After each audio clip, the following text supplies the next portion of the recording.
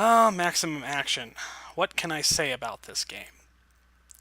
Well, I made a review of Maximum Action, and I said that it was the best game I had ever played, and I felt that honestly it was the best game of all time. And I don't think that I was over-exaggerating or memeing when I said this. However, Maximum Action is not a game without its flaws, though, by the same token. In fact, much of me ranking it as such relied deeply on the fact that it's not considered to be a finished project.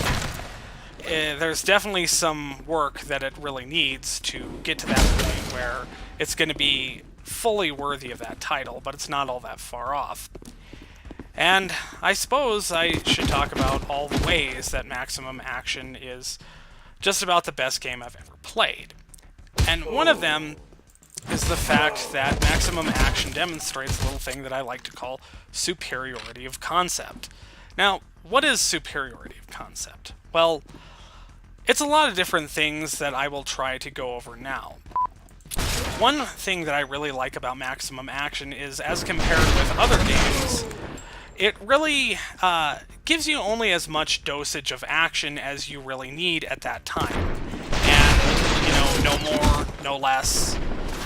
And one problem with other games that I've noticed is they just go on too long, like the original Far Cry. And they get so contrived and ridiculous that you quickly find yourself feeling like, well, this could never really happen. And no guy could really survive this. I mean, think about it. How long is Jack Carver supposed to have been out there and just, running around shooting guys without taking any kind of break or sleeping or what? And that's the thing about Maximum Action, is it gives you your conflict resolution when you want it. It's just right. And it just seems like not enough games really try and do that. That they're not brave enough to tackle that concept of, scenes as opposed to a whole huge contrived thing. In fact, Maximum Action kind of dares to let the player make up their own story and have some creative control. Now, this is a little subjective, not everybody likes this, but for me, it's a huge deal. And let's see. Another way that it does this is a lot of games, they get so wrapped up in the fake AAA experience, the I'm a video game experience. And in the process of trying to be that, they forget to actually make a good game. I'm not going to name any names, but Mass Effect Andromeda. But, this is something that Maximum Action does not do. Instead, it does something that I wish I would see in more games. It takes some concepts that have been used in other games in the past, but were limited by the technology of the time.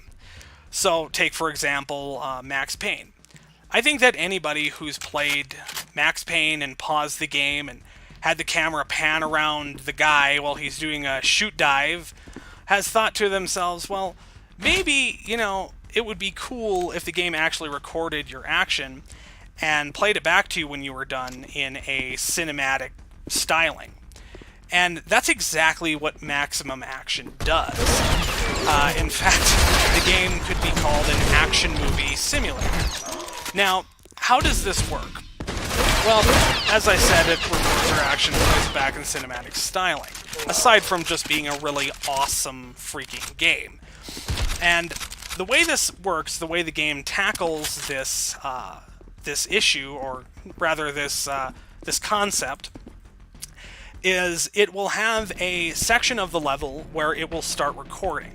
So it lets you skip past a little bit of the boring part of the level, and maybe picking up guns, considering you don't start with guns in your hand. You never do, unless you go to the gun room, which is not currently working as I last checked, at least. And it lets you skip past some of that, and by the end of the level, it records that section where it started recording to the end, and then plays it back in a cinematic movie form, as you just saw in the intro scene. So, let's see. It does that, and it also takes a little bit from Soldier of Fortune, or at least it had the same idea as Soldier of Fortune. Now, Soldier of Fortune had the revolutionary Ghoul engine. And this was a very kind of realistic, or at least spectacular, gore system. And it just really had these really realistic and fantastic gibs where, you know, you could blow a bad guy's arm off. You know, there's spectacular amounts of gore. It was really cool. So it takes these two concepts from these games, and it makes them look like unfinished concepts, but then finishes them. That's really kind of an amazing factor of this game, is that, as I said before, instead of just using the current technology to slap something together that is unique and beautiful, not too copyright infringing, and just plain good, that no other game does, but it does. So that's one of the things that it does. And it does it in a way that's honestly a little better than I've ever seen before. And it has such a good, it has such good action. So aside from the concept of being an action movie simulator, as I said, which is obviously very not done yet, it has a certain X factor about it. You know, it's got this certain, you know, styling, this certain je ne sais quoi, this big dick energy, if you will. You know, it's a little 80s, it's like 80s and 90s retro, actually done right for once.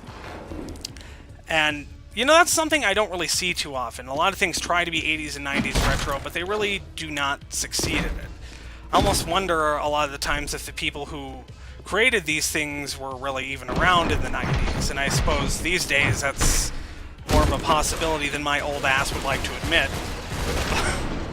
But one thing that this game needs is work on the action movie factor of it.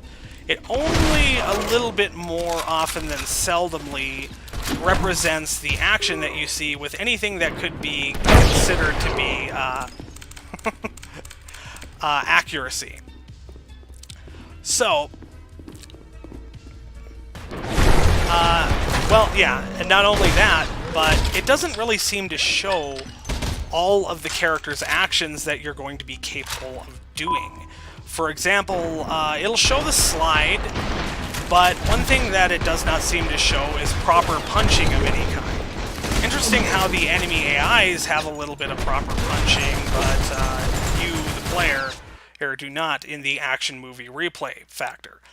And something that it would really benefit from is an action that shows the character diving backward when he actually does. You know, he just kind of dives forward doofusly, even though he's going backwards. And it just looks odd, and these are only a few bullet-pointed examples of all the ways that the movie doesn't work quite as it should. Now, I would say that this really needs to be worked on, because even though this is such a good game, this is a really important part of the concept that it's going for. It's something that, you know, isn't really done in many other games to speak of. And so I'd really like to see it perfected. But George Mandel seems to have created, you know, he seems to be focused on creating a good game right now more than anything else. And he's done that in capital form with this bad movie.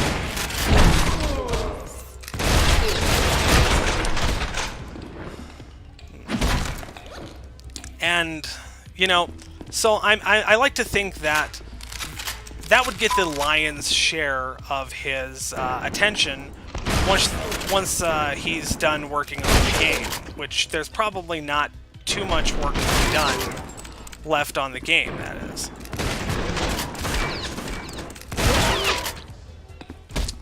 So, I don't know.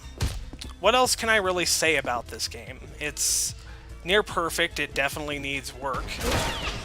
But I think that it's really about there. And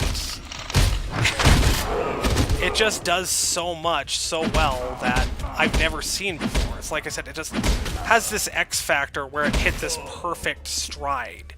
I mean, everybody likes a everybody likes a good first-person Max Payne game.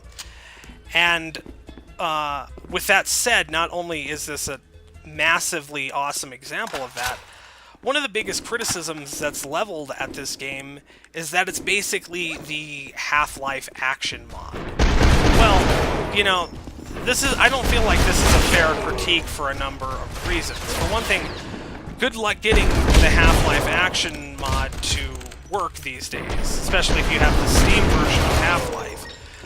And, you know, another thing is, that was mostly made for multiplayer so that you could duel with real other players. This game has bots that were made for your single-player experience. And, you know, there's no denying that there's a lot of things that Maximum Action did a lot better than the Half-Life action. It's, you know, as unpolished as it is at present, it's a lot more polished, and it really shows. And, you know, I think that a lot of the critiques of this game are really kind of superficial. People complain about the sound, you know, a lot of things that could be dealt with probably in a day if George Bandel put his head to it. But, you know, he is busy right now, but by the same token, I feel that we need to hold he and other video game developers' feet to the fire. Because this game really needs to be finished, because it's really something that I feel like could revolutionize gaming for a number of reasons that I mentioned. And, let's see. What else is there to say about this game? You know, there's a lot of things I'd really hope to see work. I think this game would benefit greatly from finishing the concepts that it's already started, like the replays. Like I said, it needs to show all of the actions that the character does. It has the absolutely essential scene creation, which is extremely not finished, and it needs to be very finished before it leaves early access. It's because it's one of the most profound factors of this game. A lot of people give it grief like, oh, it's too short, there's too little there, you know, but if you can create scenes and even endless modes, which is the game's survival mode where you just keep shooting bad guys until you die, then, you know, there's presumably no really getting old of the game. And so I think it needs to finish the concepts that it's already started on before it tries anything else that's too dramatic and new. Because I feel like this game is really, it's almost there. It's really almost there as in terms of being the best game ever. And it's just, it's got to go that little tiny extra mile and get us to there. Because it's really amazing. It's unlike any game I've ever played before, and it does so much, you know. There's just so much cool.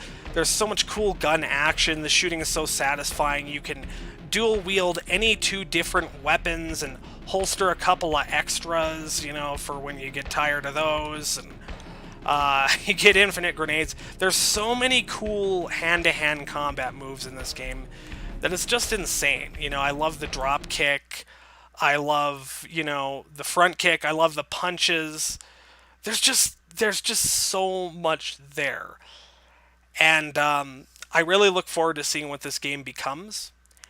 And, you know, it's really amazing already. George Mandel, he really hit it out of the park. And as I said, I just really hope that he continues to work on it, because I think it could be the best game of all time. And I mean that absolutely unironically, not even a joke. And with that, I would give the game a 10 out of 10. And I suppose that's it. So take care. Thanks for watching.